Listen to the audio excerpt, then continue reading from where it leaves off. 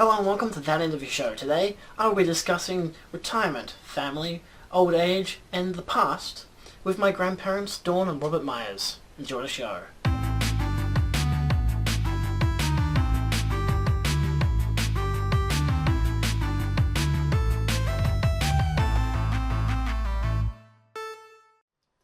You got a microphone? The microphones, yeah.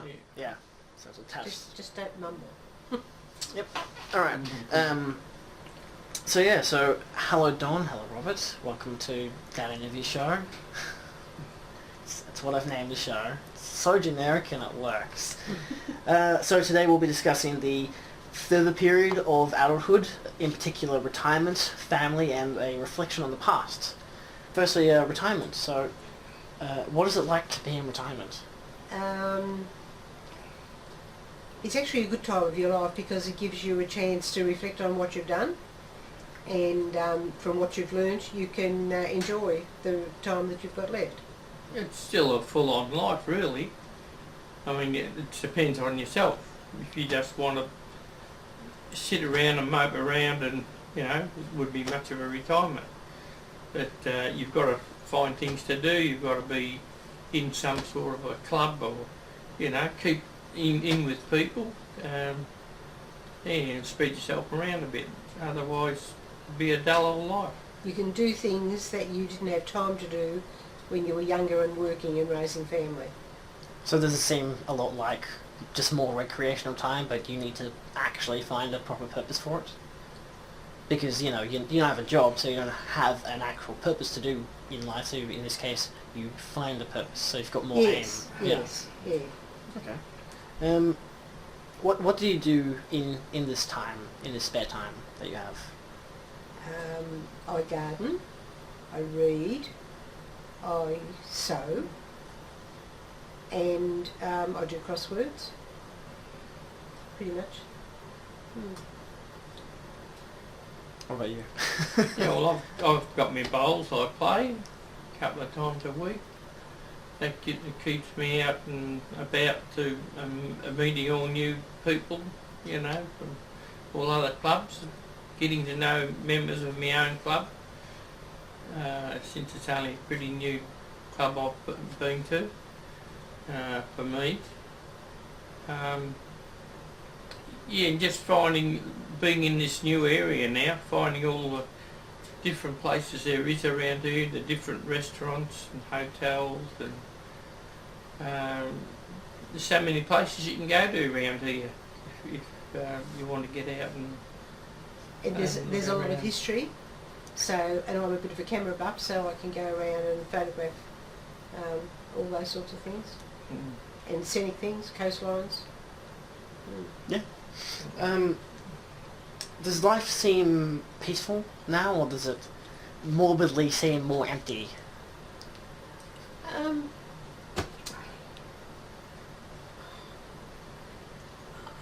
You've got to define happy.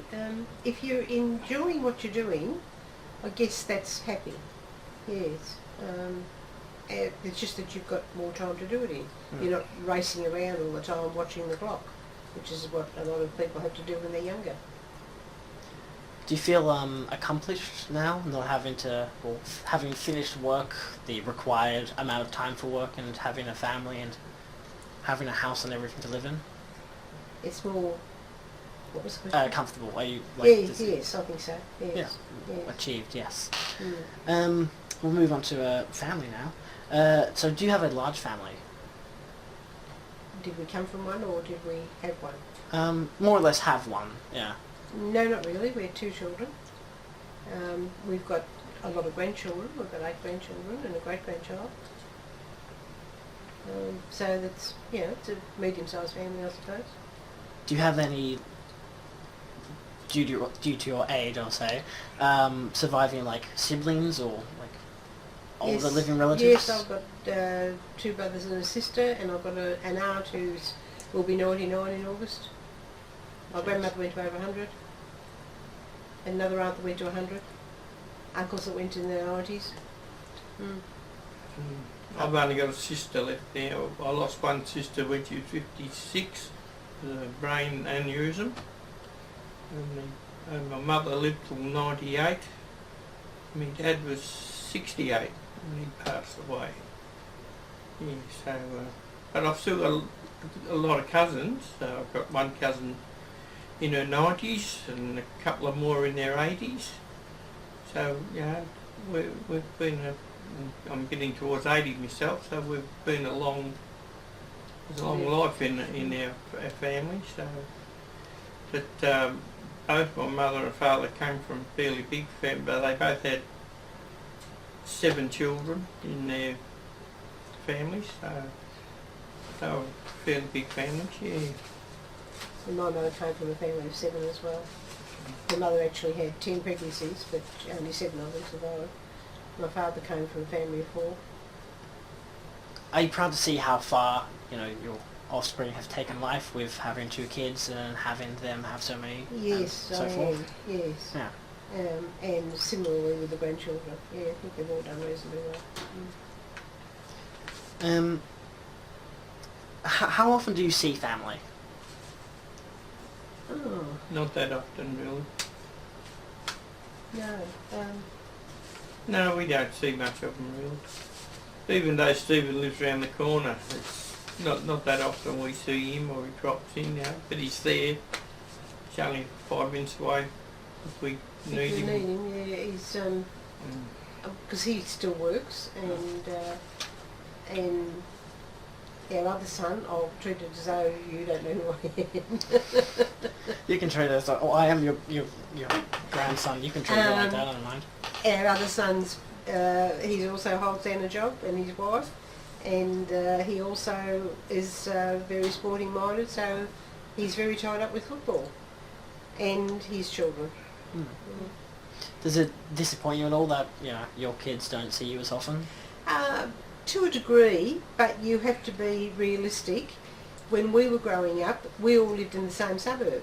Yeah. Aunts and uncles lived in the next street, and so cousins were around all the time, and so were aunts and uncles. And my grandmother lived with us for a while, and when she moved, she only moved up the street to move in with my aunt, so we were always around. Then people started moving out into outer suburbs and into interstate, and some of them overseas. And yeah, so it's a different world altogether now. I found that having relatives on both sides of the family, most of them been in completely different states. Yes. It feels, I guess, on a family basis of lonely, but as a kid growing up, I had my grandparents, I had some cousins or uncles living at least in the same state. Yeah. So, and see, this is where, with this generation of ours, I never knew my grandfathers because they were dead long before I came along. But I knew both my grandmothers, one until I was 12 and the other one until I was 52. But a lot of people don't get that. And with children these days having their children later than we did, you won't even, I've got 5 generations in my family, you won't see that in the future because people are having their children later. Yeah. You had the 5 generations 2 or 3 times, didn't you? Yes, yeah. Which is unreal. Which is unreal. do you find the change in how family is built up now just, I guess, interesting, amazing or something? Like, you know, it being, apart from the distance, but the amount of age difference between when people had their kids back in your day to when they do now, or even if they do now? To a degree, I think having your children younger is better because when they're teenagers, you're younger and you can work in with them.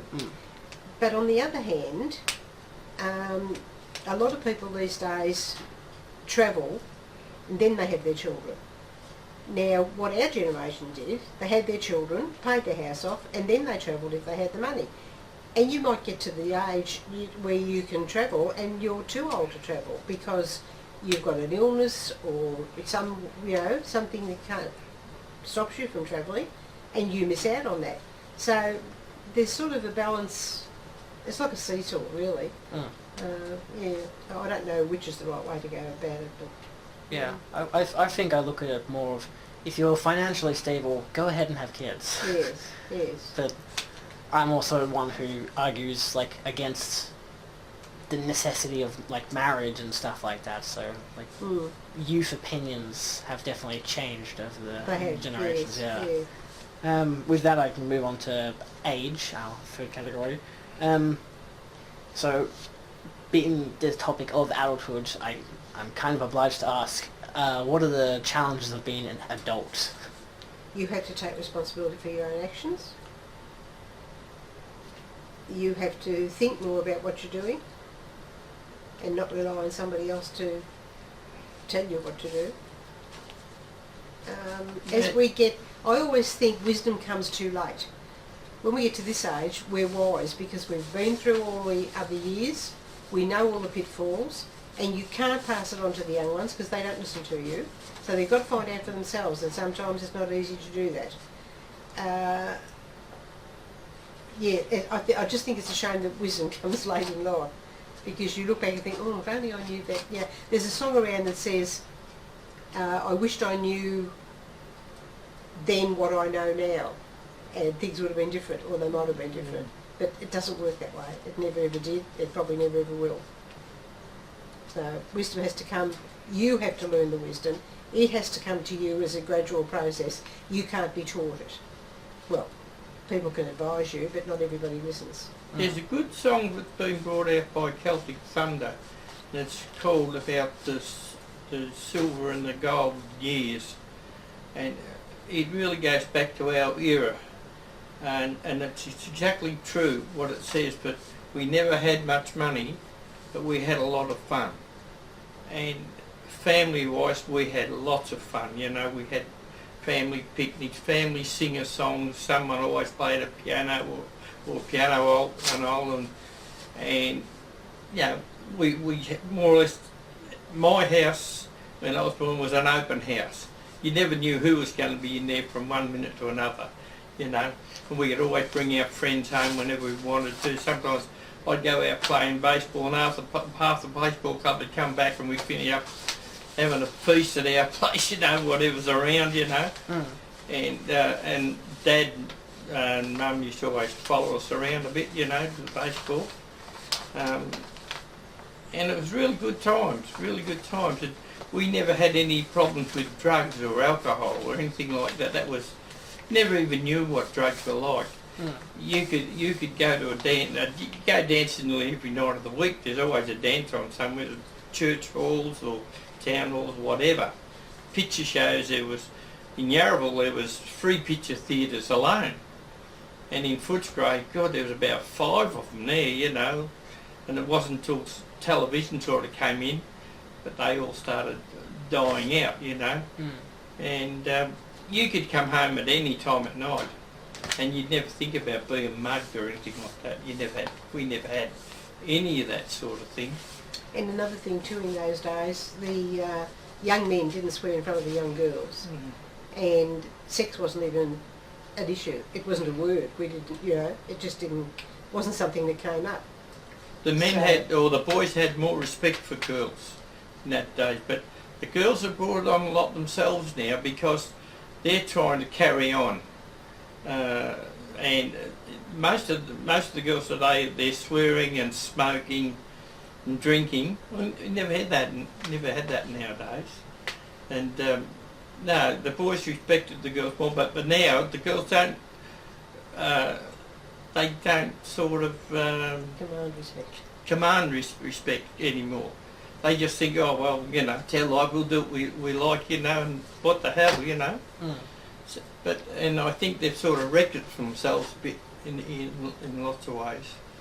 Yeah, because when you look at teenagers, and I guess I've not really experienced this too much, but the idea of freedom that we have, like we have the freedom to, you know, go wherever we want, do whatever we want. In a way, you know, we can smoke, we can take drugs, we can do alcohol, legal limits of stuff, you know. So there's still laws prohibiting them and stuff, whatever. But I think a lot of teenagers think that they have this kind of freedom that they can, you know, they can sit home and watch TV all day, or go outside and play sport or whatever, or, you know, drink or learn to drive or stuff like that, become more adult. But I feel like they don't understand the limits to their freedom as well, because you know, apart from the laws and stuff like that, we have such an acknowledgement of all these things of sex and drugs and stuff, and it comes to that point where I've had a friend who have, it seems like they've aspired just to be able to drink for a living or something like that. Like it's been like obviously to a concerning level, but it's I sometimes figure like, oh, what would it be like if I was living in your day where you could, you know, go out every day and dance and be more lively and you wouldn't have social anxieties and stuff like that. You know, see, we never went to hotels. See, today the biggest majority of people meeting each other is in hotels. And we never went into hotels at all. That just wasn't on. The thing just wasn't done, you know. I think the parents in our day had more control over their children. I don't think today a lot of parents have got any control over their children. I think today as well, like a lot of parents fear how much control they have because they think like, oh, if I'm too controlling, my child will be like this, or if I'm not controlling, my child will be like this. Yeah, well, see, they've only got to look back at our generation. There's nothing wrong with us, and we were controlled. When I was working, we were talking about the incidence of teenage troubles that there were in the place. And I said, the trouble with teenagers today is, I said, it all happened when women went back to work. And there was one chap there and he's going, but, and he's pointing at me. I said, yes, I know, I go to work. And I've got teenagers. But I said, when you get home of a night time, you've got to forget that you're tired, because the child is the important thing. You've only got them for a few short years, and you're supposed to be teaching them how to live in the world. They can't just arrive and know how to do it themselves. You've got to teach them. And I said, so when you get home for night, you forget you're tired. You walk in, you ask them what kind of a day they've had at school, you listen to them, you help them with their homework, and then they go to bed after dinner. And I said, but a lot of parents don't do that. A lot of parents will give them money to get them out of the way. And this is where it all broke down. See, a lot of the stuff that happens today too is a lot of these mothers and fathers, they get together and their language and everything, you know, and they got all these kids running around. And as I said to one of my blokes, it's going to come back to bite you one day, and it did. The kids, the language was children just like a unbelievable. Sponge. They will absorb everything, and it will usually come back at you because they'll repeat what they hear. Yeah. But anyway. And I think a lot of sadness these days is so many divorces these days. You know, so many separations. So a lot of kids today, they won't be married to the years we're getting on. We're getting on towards 60 years of marriage. And you still see a lot of people on paper that's 60 to 70 years married. You're not going to get many of them. Yeah, I see so many people on Facebook when like there's a video about like, oh, these people have been married for 80 years and they're still going strong, even though like one of them can barely speak and the other one can barely move or whatever. And I see a lot of people commenting saying like, or tagging in friends or whatever, saying like I wish we had this, or we were able to have this in the future. I'm like, I like the idea, the aspect that they're thinking somewhat positively, like that they could have this, but because they're saying it in the context of I wish we could, so as if that's completely out of the picture now. There's no way that's going to happen anymore. See, another big thing that happens today is it's too easy to borrow money. Now, a lot of these girls or fellas, the minute they get married, they want everything. They've got to have the house, they've got to have carpets, heating, you name it. We got a house, we virtually had nothing in it. We've more or less got things given us second hand, like tables and chairs from her mother and father, something else from my mother and father, or an auntie or an uncle or whatsoever. And we just put up with this until we had the money to afford things, and we bought them. So we were never virtually in the red, because we only bought when we had the money to do it. But today, they've got to have everything in the house in 5 minutes. And that's where they get themselves into a lot of trouble. They've got to have a car each, they've got to have a house with everything in it. And next thing, children start coming along, and they haven't got the money to keep this all going. And that's where a lot of arguments start, and that's when they break up. And that's thing never happened in our day. You hardly ever heard of divorces, did you? No. In our day, and because we just lived our lives to what we could afford. But today they're living They live beyond their means. beyond their means, you know. See, we've been very unlucky to see we've got 3 granddaughters that we never see. And that's very sad because we haven't got a granddaughter that can really sort of, we can have hug and kiss and have to visitors or something like that, you know. And boys don't go to their grandparents and that like girls do. Boys are different altogether with. Yeah, it's kind of like an emotional connection. Like, you know, it's great to see you once every year or something like that. But like I don't want to like be saying like, you know, girls go crying home to their parents or whatever. But they I feel like they appreciate their parents a lot more like openly. Yeah. Do like I appreciate living with my parents still, even though, you know, I'm 18, I should be getting a job and going out to get, you know, my own house and whatever, even though God knows if that'll ever happen with this real estate market. But I like having mum having lost her dad, like she makes sure that like every day she contacts her mum. So and they live in 2 different states. And so I guess growing up with that, I know how awful it can be having to live with that. There is an old saying that a son is a son until he takes a wife, but a daughter's a daughter for the rest of her life. And I see with my girlfriends, that's exactly what it is. Because I've got a friend who's got 3 daughters, she's got a son, and the daughters ring her, because they live in different states.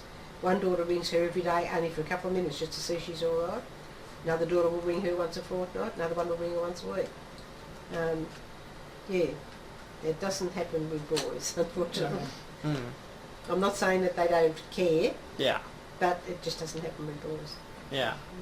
And that could also be, it's not that of course they don't care. I wouldn't say that no one's going to care about their parents unless there's something that makes them really hate their parents, which I've never met anyone like that.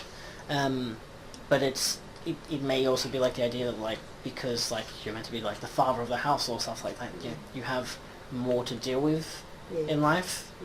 But I guess if you look at like with marriage, you're equal in what you do, like especially if you both go out and work and you both take care of the kids. But another thing you'll find is too that women, like girls with their mother-in-laws, they don't always click.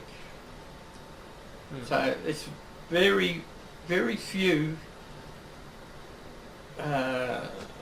mothers that have daughter-in-laws and really click, you know. They could really bond together, you know. It doesn't seem to work with all in-laws, you know what I mean? Yeah.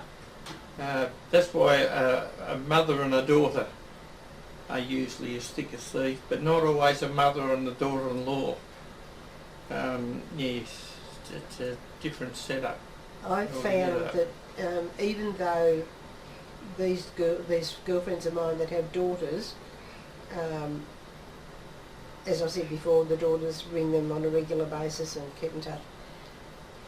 But when they were teenagers, I was the lucky one because I had boys, and boys are easier to raise as teenagers than girls are.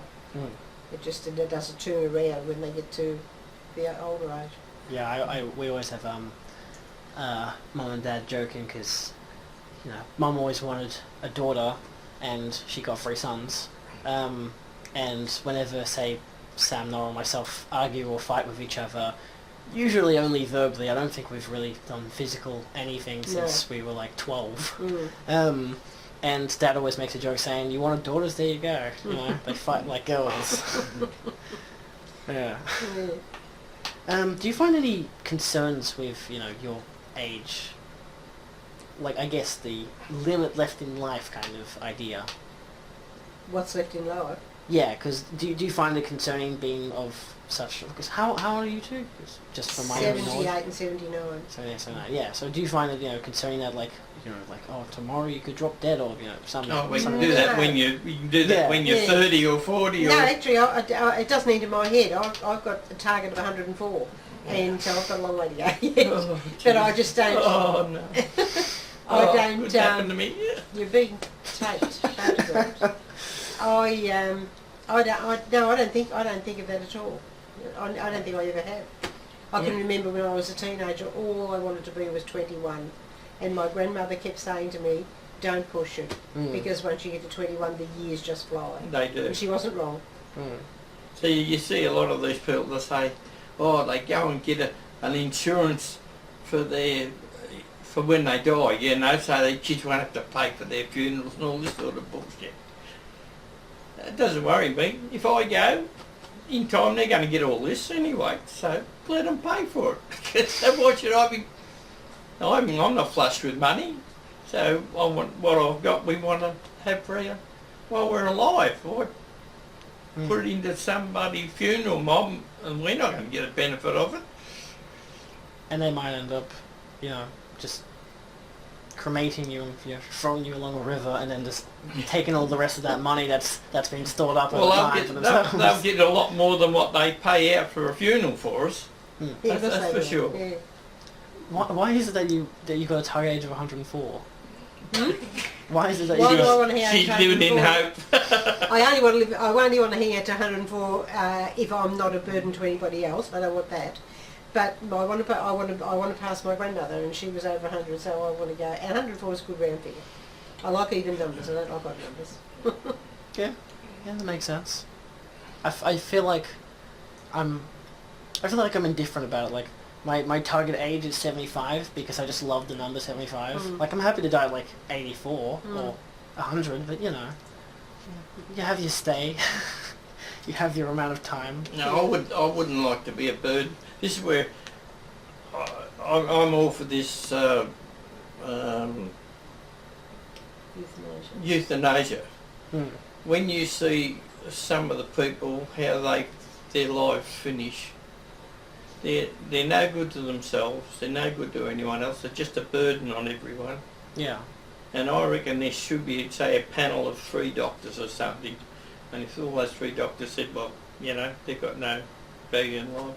I mean, you see them in these nursing homes, they're nothing. Like my mother, the last 3 years of her life, she had no value of life whatsoever.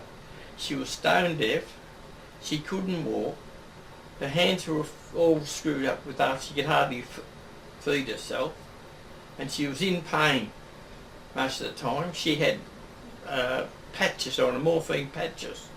She not only had 1, but she had 3 of them because she was having pain all the time. And a lot of it was caused by when she shattered her leg at 95. I said to the doctor, how come she's still in pain? Because they put a great big plate in here and she could never walk again. And I said to the doctor, well, how come she's still in pain? He said, well, what's happened when she shattered that leg? All the nerve ends are stretched and it's just like shorting of wires. And this is what's happening. It's the nerve ends shorting. And that was giving her all the pain. They could do nothing for her. And we had to give permission, the sister and I had to give permission for them to give her morphine patches. She finished up, she was having 3 at the time, So really she didn't have a very nice ending to her life. And I wouldn't like to be like that. And no, it's very sad. Yeah. There's a lot of people in nursing homes, they could be done away with. They wouldn't even know. They wouldn't even know what's going on. Yeah.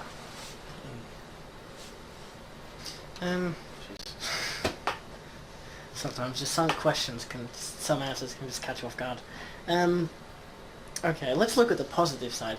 Are there any benefits to being, a senior, aside from really retirement, I guess? Oh, you get the seniors cuts off things and pension cuts. Is that the sort of benefit you're asking about? Or Really you're any asking- benefits. I mean, that's like an obvious benefit that, you get Yeah. this, you get money in some way, or whatever. Yeah, you don't have to go out to work because you're in retirement. Yeah, I suppose once upon a time, I can see my grandmother's benefits in senior, was that people went to her, the younger ones went to her. They were interested in her stories of her life, they were interested in asking her for advice. That doesn't happen so much these days. So that was a benefit then, which is not a benefit that we have now. It can be when we do get together, it can be a benefit. It's nice to know that they will listen to you without treating you as though you're an old person. Yeah. Hmm. Yeah, because that was like half the idea of filming this was not just the idea of being able to do a show, and having people learn from your experiences and whatnot, but also for me it's like memorabilia. Like I don't know how long any of you two have left, and I'm not like constantly thinking about like, oh my god, my grandparents could die tomorrow or something like that. Oh, your brother reckons I'll be going shortly. Bloody mongrel he is. But it's your eldest one. You're being Yes, paid. You I don't know. need to. It's alright, he can watch it. You're an arsehole, Sam. But it's nice if you get on a crowded bus or a train or any public transport and somebody young offers you a seat. Yeah. Those sorts of things are nice. Yeah, I used to notice that during high school that sometimes, quite often, there'll be, like, if you're catching a bus between certain times, there's always going to be elderly people on it, and you're like in my head, I'm just like, okay, this is the elderly bus, this is I make sure I'm polite and everything, I'm not loud or obnoxious, which I don't think I was after year 8. But I noticed kids, when I was in year 10 through 12, I noticed that there were some kids who, like, often wouldn't do that, and sometimes I'd purposely sit in, like, a disabled spot or whatever, so I'd know that if someone came on, I'd be able to move out of the way for you, because I'm happy to stand. But, like, yeah. Yeah, I think it would be nice if the younger generation remembered that they wouldn't be here if it wasn't for the older generation. And everybody has to get old at some time. It doesn't go the other way. I think that's like when it gets into people get into discussion about like Remembrance Day and stuff like that, with like Gallipoli and all those wartime memorials and whatever. And I sometimes have people ask, like, questioning, what's the point in, like, Karen, I could be doing this or doing that or whatever. And I myself have had a time, or sometimes in the past couple of years, that I've had other things that I've considered somewhat more important, because I realise that I can think of these people every day that I choose to, like, I don't think it's one of those things of, like, you have it there to say one day you think of these people and you never think of them again, but, like, it's the idea that it's, like, I guess it's more, for me, it's more of a constant reminder that's of the long-term stuff. It's not just one day dedicated to thinking of these people and then forgetting about it the next, but more of a long-term thing, so it's, like, just a refresher. Yeah. Yeah, and so some people think, like... See, another thing to respect with, in the earlier days, if there was a funeral going past, you stopped, and if you had a hat on, you take your hat off. I still do it today. I've done it at Hillsville. When walking into Hillsville, there's been a funeral going by, and I'll have my cap on, I'll take my cap off and stand there till it goes by. You never see that anymore. I think the world moves too fast. And people don't have time to stop. Well, they don't make time to stop. And I think it's got very rude with these little machine things. We can go to the plaza up here, and they're coming at you at all angles. They're not looking where they're going. They're playing on these bloody things or on phones in their ears. It's just gone out of. It's got out of hand. I mean, we got on the train one day and there was a bloke there who was reasonably old and he had one in each hand playing. I mean, you just can't believe it, All these modern things are great, but Jesus, God, I really do think the world moves too fast. Yeah. I know you have to progress, but do we have to progress at the rate that we are? You Yeah, know, because like it's- in this past 100 years, we've done more progress than I think we've like ever done yes, before. Yes, I mean, and that's quite obvious because of the internet yes, that's and right. because of mobile devices. Because And while it's moving so fast, and we have all of this internet and everything, suddenly we're not as safe as we were. Mm. Suddenly, the privacy that we had is whittling away, and you know, people are able to break in on everything that you've got and know what you're all about. Yeah. See what's going on around the world at the moment. It's absolutely disgusting. It's terrible. And the thing that really gets me is a lot of these people who are fighting each other, they reckon they're religious people. Well, I'm sure God never said to them, get out there and bloody fight and knock off all your bloody neighbours and so forth. Yeah. There's always, you know, Yeah, it's a joke. Yeah. It's a real joke. I think. How can they go to church and walk in that church in a straight line when they're doing what they're doing? It's disgusting, absolutely disgusting. I think if you're a good person, you will live a good life, and you will set an example for everybody else around you to notice that you are living a good life. You don't have to be religious, and religion, it's not a faith in God or anything else. It's religion is man-made, and this is where it all fell down. Everybody's trying to do better than everybody else. Everybody's religion is better than everybody else's religion. We're all there for the same God, so, you know, it doesn't But all make these any little difference. breakaways, you know, the Church of England, the And this is United where Church, this is where all and- our problems are coming from. and they're supposed to read the same Bible, but they're putting their own thing to the Bible. Yeah, there are so many different editions of Yeah, one book. so they're all going off on their own little areas, you know. And yes, it's just, it's got out of hand. It's ridiculous. I mean, it doesn't matter how many soldiers we send overseas, they'll never stop them fighting over there. We're just sending our men to slaughter over there. It's ridiculous. I mean, and they're only going to start what they're doing now in England and all the France and all that. It's all going to come back to bite us. I think if you go back to the respect side of older people with the younger generations, if you go into countries, different countries around the world, in the Asian countries, in European countries, the older person sits with almost on a throne. They are respected by every generation, all the way down to the very youngest. Mm.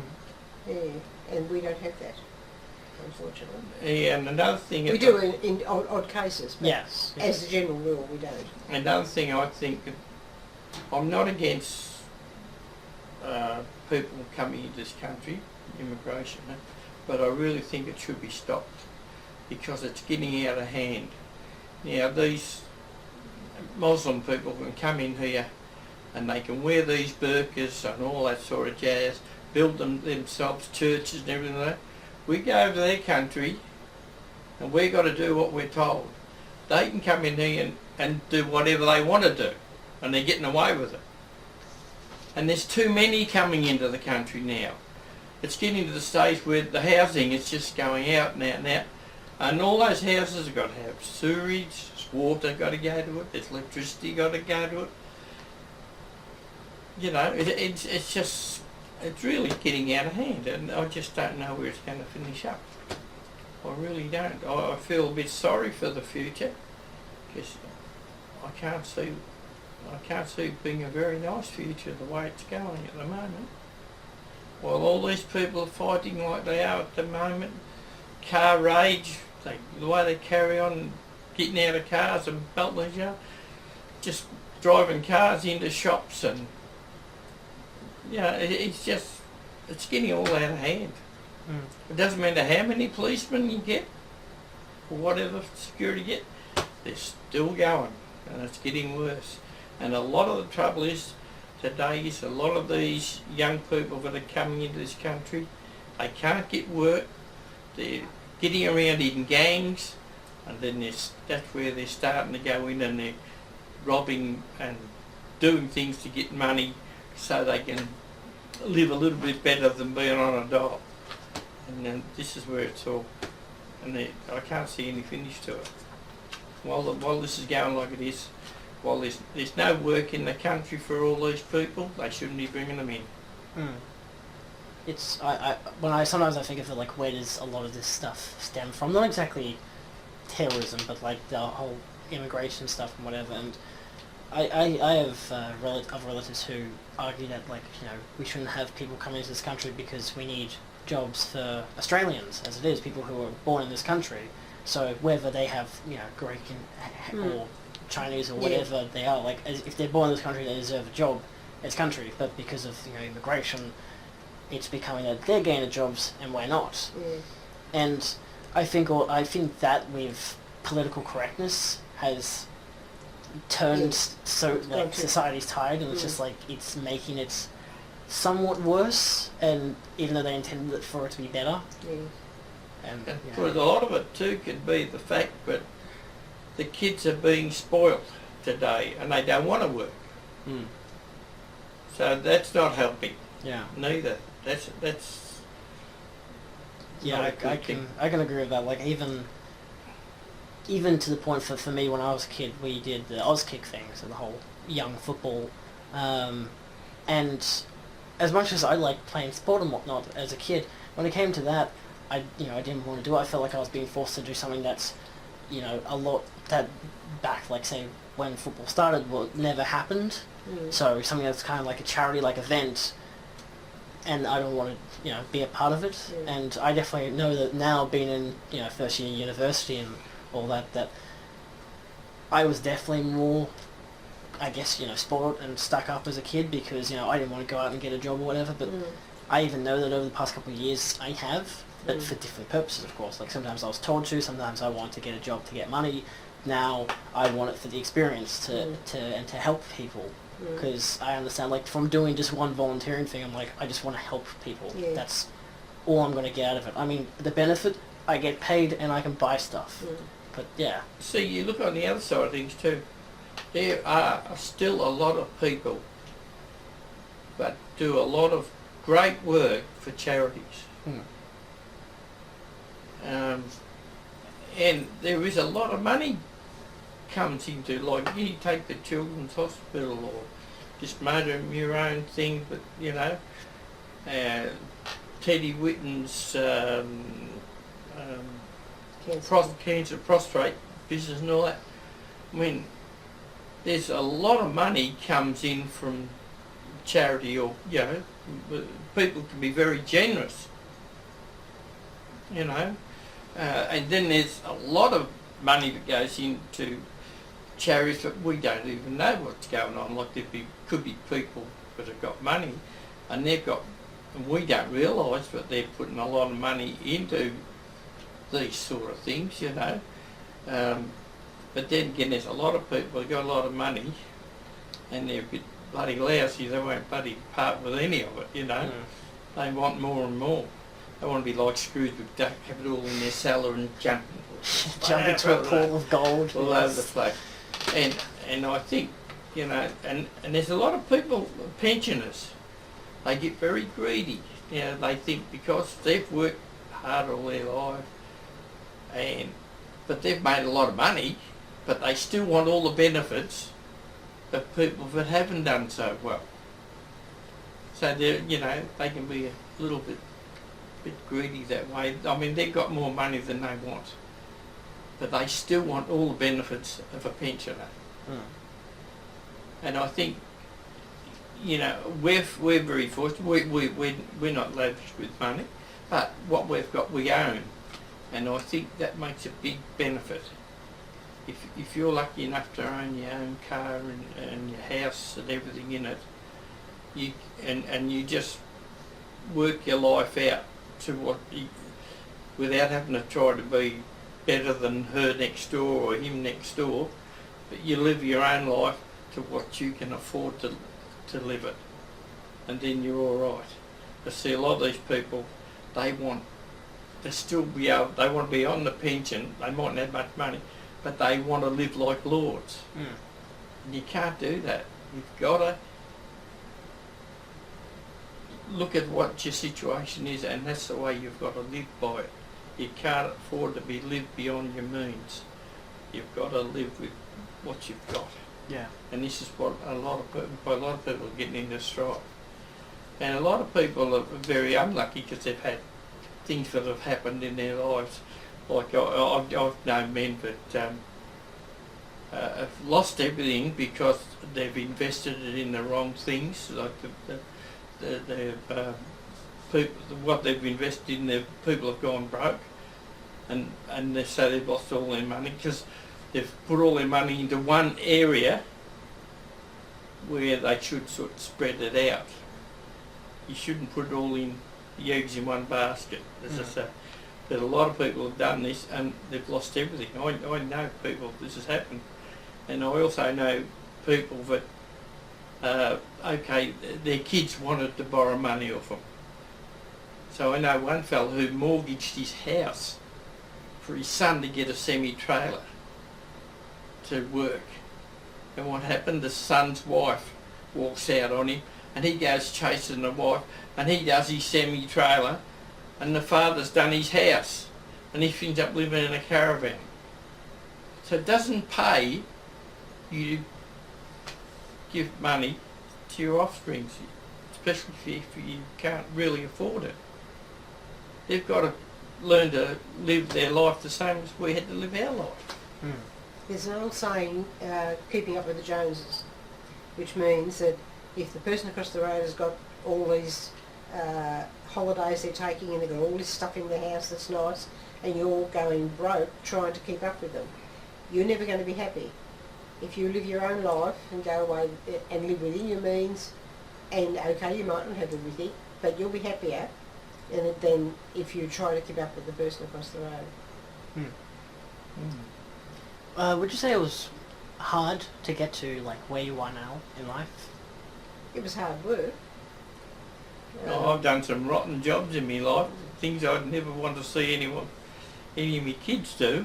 And it was the same in our parents' time. My father worked 2 jobs, his father worked 2 jobs. I've worked 2 jobs for a lot of times. But my parents managed to put 4 children through school, and 2 of them went to university. So I guess, lastly, we'll talk about the last topic, which would be more a focus on the past, so your past, from your raising and stuff like that. So specifically, so you both had jobs before. I guess, what was your area of maybe, I guess, expertise in these jobs? Like, was there one that you had continuously that you did with one particular I worked thing? in the office. I usually did accounts. That's what I did continuously. School teaching is what I wanted to do. But being the oldest in the family, I had to go out to work. I was 17, but I had to go out to work. I taught Sunday school, as close as I came to teaching.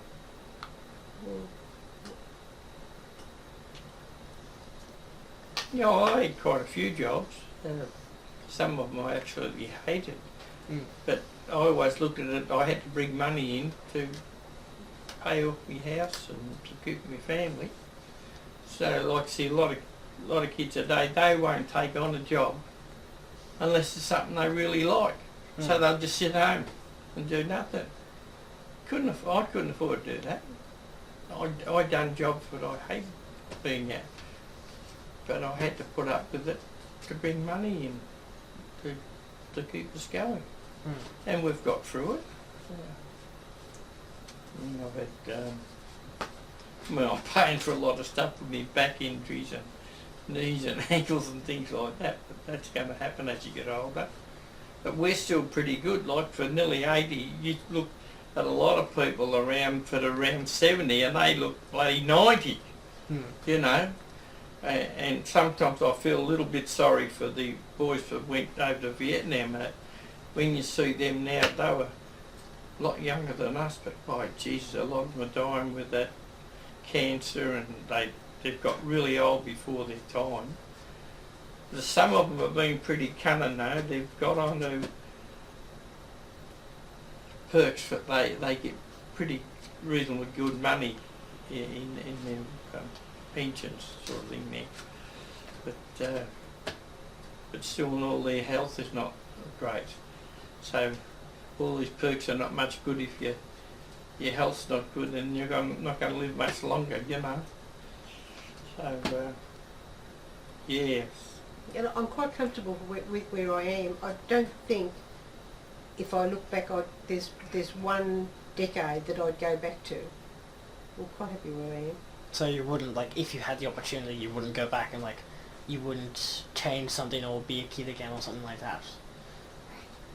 No, I wouldn't go back that far. I might go back to my 40s, but I wouldn't go any further back. I think the thing I miss a lot is we used to go dancing a lot. We'd go every week. We went dancing. We had a group of us used to go. We used to go to the bowling clubs. All had dances. Everyone had a dance once a month. You go to Seddon one week, Sunshine next week, Rosman another week, Footscray Park another one. And if there was 5 Saturdays in a month, you go to the RSL to a dance. You know. So we love going dancing, and we haven't got that anymore, and it's sad because we met a lot of people doing that. You know, we had lots of fun, didn't we? Yeah. And we had some good friends then, but we've lost all those friends. They've all we've all drifted away from each other. Some of them are gone now. Some of them are not the greatest in health anymore. We're pretty good as far as that goes. We can still walk along pretty well. We're like a couple of Japanese couples.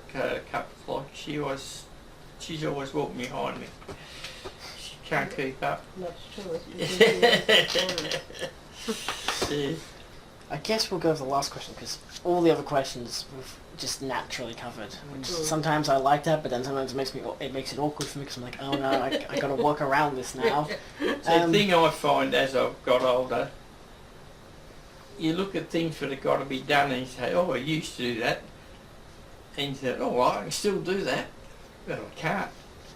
Just climbing up a ladder now. It's hard for me to do now, you know. So lots of things that I used to do, but I just can't do anymore. That's probably the hardest part of getting older, Yeah. is not being able to do what this knows, Yeah. you know, but the body doesn't. Yeah. Mm. So last question, do you have any advice about life or retirement or family? I mean, we've covered some, definitely. Yeah, we did. I don't know, sum it up.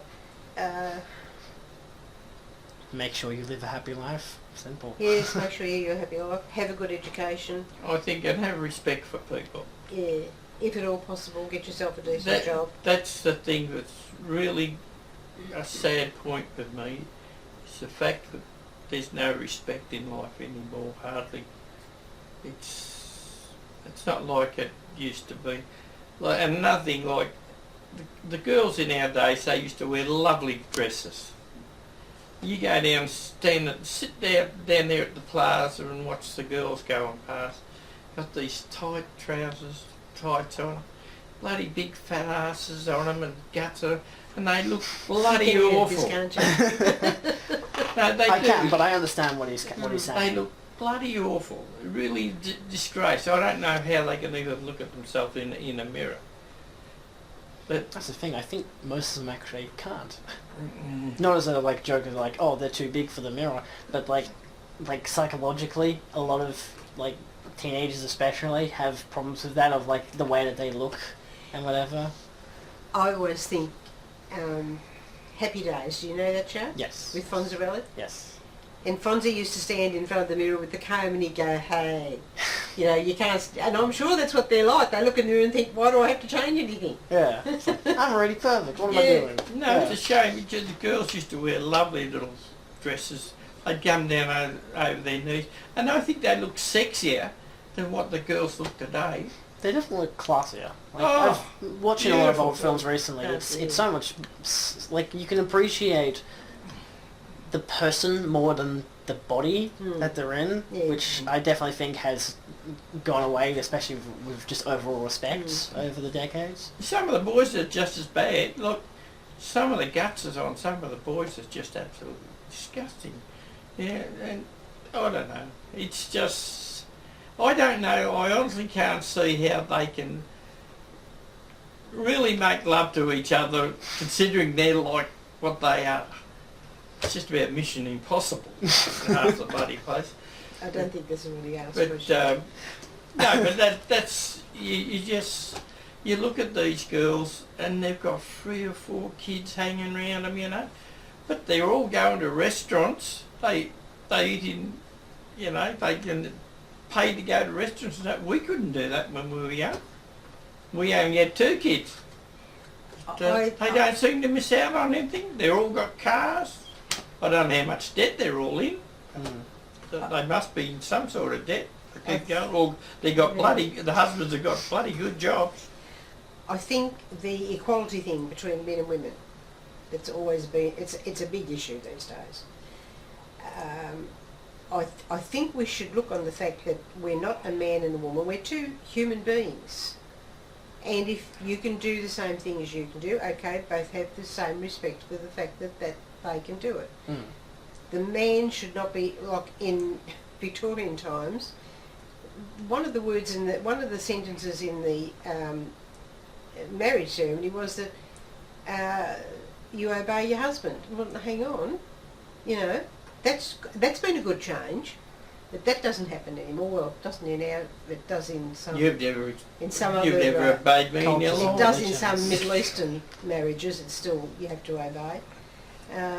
Yeah, but I think there should be an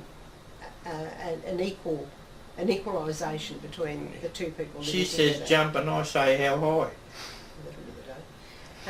Yeah, so yeah, I think that's and I think that we probably covered most of that last question anyway. Don't try and live beyond your means. Don't try and do what you know, and you'll know that you're not capable of it. Be happy within your own skin. Be happy with what you can do, and try to get to the top of the tree within the range of stuff that you can do. And I think there's another thing too. A lot of fellas or women get into trouble because they follow other people. Now, if you're going out with people and they're doing the wrong things, you don't get in with them.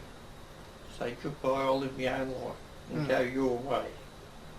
But a lot don't. They fall in, and this is where they get into trouble. You've got to more or less bring them to your standard, not you go to their standard, which is bad. If you live in a good standard, well, you want your friends to be in a good standard like yourself. Your father was in year 11, I think it was, and the class was a rowdy class. There was a group of boys that just were out to upset the class. Your father never joined in with them. And the teacher said to him one day, how can you sit there while all this noise is going on and still learn? And he said, because I can. So she tested him, and yes, he did. Those boys that were the rowdy ones, those boys that caused all the trouble, they respected him. They looked to him if they wanted to anything. They looked to your father, and yet he wasn't like them. It's we had a girl when I was in primary school. We had a girl who came from a very, very rough family, and she was rough too. And they hauled her up in front of the class one day. She'd been in terrible trouble. I think we were in grade 5 or 6. And they said to her, now you pick somebody out as a friend here and stick with them at the school. Now who's your friend? And she pointed at me. I'd never had anything to do with that. But I was quiet. She was the one that was always causing trouble, and she picked me. So, see, there's a respect there, even though they probably wouldn't admit it, and they don't hang around with the quiet ones. But when it comes to the crunch, that's who they respect. I don't think I've ever had that in high school. Like I've been friends with the noisy people, but just for the idea of like maybe out of fear, like maybe they could come up to me someday and just beat me up in the classic sense of it. But like I've never experienced bullying like that in high school or any form of bullying, so I just respected them as a person, and they respected me as a person, even though I knew that they were, idiots or whatever you want to call them, and I knew that I was quiet if I needed to be or loud if I needed to be. But yeah. Well, see, your father wouldn't have mixed with these boys, but he didn't mock them either. and they respected him, and he was entirely different to them. See, Stephen was a funny sort of a character because he had lots of friends, lots of different, and they had open houses wherever he lived. But none of them were ever bad, really, were they? No. A couple of them got caught in drugs, Yeah. but apart from that, none of them really got No. into any Not needed mischief, no. jail or No. anything like that, did they? No, no. And yet he had people walk in and out. He used to have police go in and out to his, his places, As friends. as like, friends. Yeah. And he had open house wherever he went, and he had lots of friends in there, like what I used to when I was a kid. We used to kids going in and out. There was guys coming in from his sisters, friends from fellas that used to knock around with them, and But no, Stephen and David were pretty good, really. We never had any trouble with them, really, as far as that goes. So. Yeah, I think the lucky part is that's continued with Sam and myself. We've never had a lot of trouble. If we've had trouble, we've always been able to take care of it and whatever. So yeah. Well, I think that's all it is. So that's all the questions I have. So thank you for being on the show and for your advice and insight and all that. It's been. Show it back to Sam, will you? See that I called him an arsehole. I will make sure to. Yeah. Alright, yo. Alright. Up you, Sam. He can edit. See, grandfather's got respect for you. Hi, I've been your host, Julian Meyers. My guests today were Dawn and Robert Meyers. Yes, my grandparents. I do hope you have enjoyed this show and have learnt a thing or two. If so, then feel free to like, share and subscribe for more. There will always be more That Interview Show on Telecreations. There is also a link in the description to the That Interview Show playlist where we have more interviews with more insightful information. Thanks for watching. Adios.